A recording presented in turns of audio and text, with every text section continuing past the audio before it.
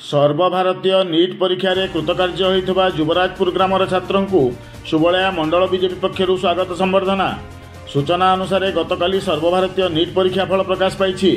एही परिप्रेक्षी रे सुवर्णपुर जिला सुबलिया थाना अंतर्गत संग्रामपुर ग्राम पंचायत युवराजपुर ग्रामर सूर्यनारायण प्रधान सर्वमोट 538 मार्क रखी कृतकार्य होइछन्ति।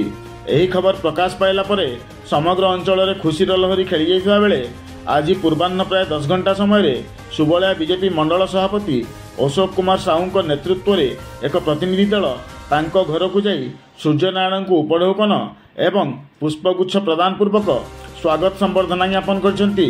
सूचना अनुसार सूर्यनारायण मैट्रिक परीक्षा रे खंडहता इंदिरा गांधी उच्च विद्यालय 74% एवं Kalinga Institute of Innovative Science and Arts Bhubaneswar college 89% mark रखी उपकृत होइथिबा बेले तांको बापा किशोर प्रधान जड़े साधारण ऑटो चालक बोली जनापड़ी।